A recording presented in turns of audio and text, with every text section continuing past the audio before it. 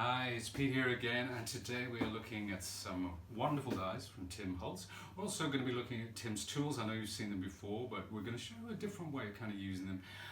The die set I'm using is brand new, but I'm also looking at some really old Tim Holtz dies as well, which I know that you love. So let's take a look. First of all, this is the die brush and die pick accessory kit, all with Mr. Holtz's signature.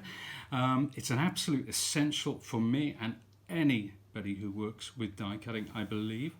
Also, we have the shaping kit, which includes these two lovely tools with different size styluses and these wonderful tweezers, which when you close them, they grip what you're working on straight away, so it makes it so much easier. It's almost like hands-free tweezers. We get this mat as well. I will explain the mats as we go along. Now, if I part the waters, as it were, let's take a look at wild stems number 3. Wildflower stems, I should say. Now, there are two others, and they are similar in style and size, so you can mix them up as well. And if you have the first two, you will definitely want this set, although this works perfectly by itself. So 5 dies in total. Now, with the shaping kit, to get dimension into floors like this, let's just take a look. I've broken it down. This is white on white. It's very nice. The shadows are doing their bit. It's almost like a faux emboss look. But if I apply the shaping kit, this is the difference. This adds dimension. And you know what? White on white's fine, but we're going to add some color today. And I'm going to start off, let's take those to one side just for 1 second. I'm going to start off by taking a couple of these. I'll take these two, and I'm going to pass them through my machine. Now I'm cutting on white cardstock. It's got a heavyweight cardstock. So I'll place this, I'm using my Sizzix fold-away machine today. And I'm going to place these onto one plate and then the other. That's my sandwich. I'm working on the top of the platform. I'm just going to run this through. Now, very straightforward, very easy, very smooth, as we would expect. Now let's take those out the other side. You will notice that the die cuts are in a large part stuck in the die itself. Now, that's where we start to see the value of some of these tools. So let's take my die pick to start with. These are very delicate, obviously, so the dies very cleverly have little holes for you to release those lovely die cuts. And you'll see here as well, these little bits, that's where our die pick really starts to earn its money. So if you don't have a die pick, or maybe you want to upgrade to Tim's kit, then good for you, because it is an absolute essential. So that's number 1. And the second one, you'll see, when we have fine dies like this, it does grip the cardstock. So that's when we need to be gentle and kind of tease these out just as we go along. So the fine points at the edge there and at the top, because the last thing we want is any distortion of these very delicate die cuts. So that should have released everything, and we'll pop that away thus. And there we have it. There are our 2 die cuts. I'll just get rid of the bits there. Now, I'm going to add some color to these before we actually attach them to any project. I'm going to do something slightly different today. I'm going to apply the ink to the mat, and we're going quite monochromatic, so I'm just working in greens today. This is Forest Moss. It's one of the darker greens. I'm going to activate that with a little spritz, not too much, and let's start like so. So you can see how that picks up the color, how the color starts to pool. That is what I'm going for. I'm not going all the way down the die. I just want it to kind of peter out like that, because we're going for quite a random effect. I kind of know where we're going, but I'm not entirely sure. And that's what is so exciting about techniques like this. So let's take my heat tools, my Sizzix heat tool, and I'm going to go on the highest heat. Now, let's take the tweezers from the shaping kit. That allows me to hold it without having to apply any pressure to the tweezers. It gives me total freedom, but it also stops me from burning my fingers. I'm using the highest heat setting on this wonderful Sizzix heat tool. And there we are. You can always let it dry naturally, but because, well, not because time's pressing, but it's no fun to watch me allowing it to dry naturally. We could always get Brandon on the camera to sing a song to entertain you. How about that, Brandon? No, he's shaking his head, although I believe he has a lovely voice. Maybe we'll test that theory one day. So this is Twisted Citron. This is also green, but it's a much fresher, much more zesty, vibrant green than the forest moss. And they do make a wonderful blend when we put them together like that. So these two colours will interact, they'll pool, we'll start getting some interesting things going on. You know, you could use the lower heat setting. If you don't want the colour to move around, that's absolutely fine. That's entirely up to you how you want to go with this. I usually do, in truth, I usually let things dry naturally. But there we are. We'll get a bit more in there and maybe a touch on there as well. And that is, oh, that's really starting to come together. Let's pick that up with my tweezers as before. And just dry those delicate little splodges. So when I said about the random technique, you can see this is what I was going for. Or thereabouts. It's always different, but it's always exciting. You never quite know. So again, we'll reach for my kitchen paper. It's an absolute craft staple, kitchen paper, it really is. Now, the second of my two die cuts. Now I want to go with, we'll start off with peacock feathers. So we're going from opposite ends of the spectrum, really. One's a very brown kind of green, that being the forest moss, and this is a very blue, and in fact it's not even a green, strictly speaking. But I am going to introduce some green in a little moment over the top of that, and it's when we get the blending of the two colours that things really start to become exciting.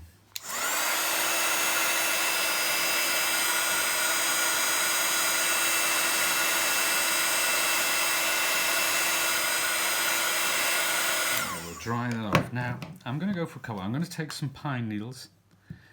This is a darker bluey green, and I'm also going to go in again with the Twisted Citron and see what happens when we apply some of that. So we activate it with the water by spritzing. We get a little bit of that. You see, I haven't completely flooded it. I'm just picking certain areas. Then we'll, oops, all fingers and thumbs. We'll just dry that off again before taking some of, and see how I've left areas like the top there. You'll see that that has none of this Twisted Citron on it, but hopefully it's going to give us a lot of contrast when I set it against the other colour as well. So a bit more in there.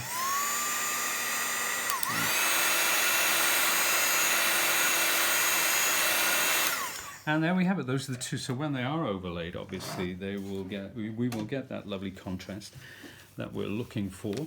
I'll just take that off there. Put these to one side, because what I want to do, I've pre-made my base card, and you can see I've stamped it there with some lovely Stampers Anonymous stamps, just to add a little bit of background texture. And before I attach these, I want to get that dimension. So this is where the shaping kit starts to come in. I'll choose the second smallest of the styluses. Styluses, styli? What's the plural of styluses, Brandon? Any ideas? No idea. No idea. Answers on a postcard, please. Right. So that's just given, and you can see again when you work on the stalk, just to curl it up slightly. So that's standing proud now. Same this time, I'm going to go with a slightly bigger. So this is the second largest of the 4 styluses. And again, you can see we're cupping those, we're bringing some dimension into these lovely petals, even the end of that one there. And finally, we'll come down just again very delicately. And this mat is a very firm foam mat. And it's been made specifically to work with these 2 styluses. It's not just about florals, it's about any die cuts where you require some dimension. Now, let's put those to one side, take my Sizzix Express glue, and I'm just going to scribble onto my craft mat like so. This is one of the best ways if you want to apply very fine die cuts. Scribbling like that is absolutely the way to go. So that's one down, and then next up is my other die cut. So no splodges appearing there. Let's cross that one over slightly. And there we have it. Very, very simple card. Very clean. Lots of fun going on there with the, obviously with the shaping tools.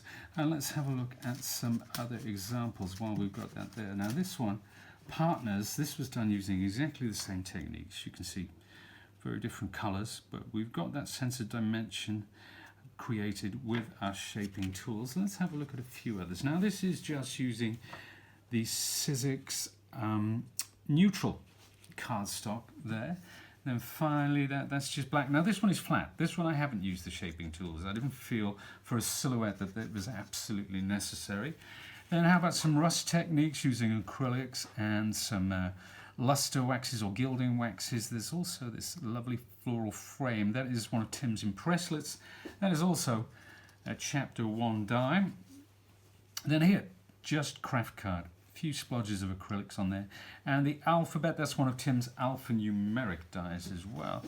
And finally, how about that one? It's just the same techniques that we used before. Very simple sentiment, lots and lots of white space. Now let's put these to one side, because I did say that I'm going to introduce you to some old friends. If you've been around die cutting, if you're a big fan of Tim's, you will know all about these. We have here, this is Tattered Florals and Tattered Leaves. I think Tattered Florals is one of the best-selling big dies we've ever had, and these are big dies, the thick black dies. So what I've done is I've die cut some of those, and I've used the similar kind of inking techniques to get the colour on these die cuts. I've edged them with vintage photo, and I've stamped with a text-based stamp. Now, it's kind of cool like that if I put that underneath like so, but what I want to do, I want to get some dimension going on. I'll take this one. Now this time I'm going to work on the back. I'm going to use the largest stylus, and I'm going to go around and I'm going to cup, and I'm concentrating on the edge. I'm going to roll that round the edge like that, and you can see these little creases appearing. That is absolutely great. That's what you want. It gives it a much more naturalistic vibe. Then again on this one, and there's something very soothing about doing this as well. It's very enjoyable. Now we've done that, all of these, let's cup them a bit more in this area. You can see how that's forming. Now what I want to do, I want to turn that over, and I'm simply going to press directly downwards in the center like that. That is going to give me that lovely dimension. Let's take a smaller stylus. So that's number 1. Then this one, I'm just going to cup. I'm just going to go all the way around. Again, I'm using the largest stylus, and we're just going to cup that one like so. The smallest of the 3, and these are 3 of the 4 flowers, obviously, in this set. I'm going to take this one, we'll just cup again in the corner before pressing with a very small stylus in the center like that.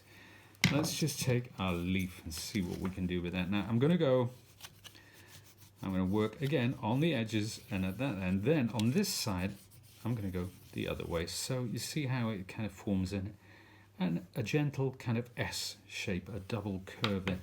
Then all you need to do is put these together. There's our dimension. And finally the leaf underneath. And I think you'll probably agree it looks great against the black. So at this point I would like to bring in a couple of cards which I made earlier with a nice pearl gem in the center there. And then finally this is the other flower that comes with that die, and it's the kind of a daisy, so I've overlaid 2 daisies there. You can see now these are Tim's Brushstroke number 1 and number 2 Brushstroke flowers.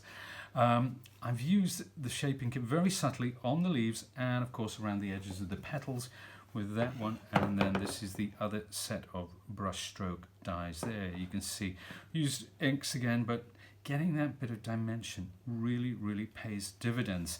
One more thing before I leave you today. I did want to tell you a little bit about the die brush and why that is so important. Well, one of the features of Tim's die brush, it has this end which clips on and off, so you can keep it on. You don't necessarily have to. It's entirely up to you. If you're using an alphabet, like that alphabet we looked at before, and you've got letters all over the place, it's the end of the day, you can just pick them up with that wonderful magnet, pop them straight in the envelope. Really useful feature, but not only that, it allows you to stand your die brush up should you wish. Now let's bring the bubbling die, because this is a wonderful background die, and you can see all these tiny little facets, all these little sort of asymmetric circles there. I'm going to place that onto this silver cardstock. And what I'm going to do, I'm going to cut this face up, because we do recommend, particularly with very complex dies like this, that you do cut it face up. Now, I'm going to take this and I'm going to run it through, but I'm going to run it through twice, because with more complex dies, I always like to run it through twice, just for peace of mind, although, you know what, the fold away, it will cope with pretty much anything you want to throw at it. Now let's take that out. And you'll notice straight away, not only is it gorgeous, but there are lots of little bits and pieces left in the die cut there. There are also lots of little pieces left in the die. This is where my die pick starts to earn its money. I can see where they are through the little holes, and I can go around poking those out. The last thing you want is any bits left in the next time you come to use it, because that area is quite unlikely to cut. So just turn it over, see where they are, pop them through. But let's look at the foam mat, because this is truly foam. It's much softer and more pliable than the other mat. And this, my friends, is where our die brush starts to earn its money. And you know, it makes this lovely background, but these little bits that are coming out, use them, they're absolutely fantastic. And if you did this on an ink background, you know, you could create some of the most wonderful projects just using the little circles that come out of this die. So really, you know, you look at a die like this and you think, well, it's not that versatile, but you are getting 2 for the price of 1, because you're getting the background and you're getting those other little bits. You can trim this background down to size. You can do a faux emboss technique with it. It really is fabulous. Then all you need to do is just poke out all those little bits with your die pick, and before you know it, you've got a really clean, beautiful die cut. Thanks in a big part to our die brush and our die pick. Thank you so much for joining me today. I hope you enjoyed that. It was a lot of fun for me. And if you want more inspiration, simply go to our website, check out some of the videos on Facebook and different areas where you can see some of our great designers giving you fresh inspiration almost every day. Also, check out timholtz.com as well. Why not go to the source for these things? Now, if you want to check out the website, Sizzix.com if you're in the US, Sizzix.co.uk for the UK, Europe and the rest of the world.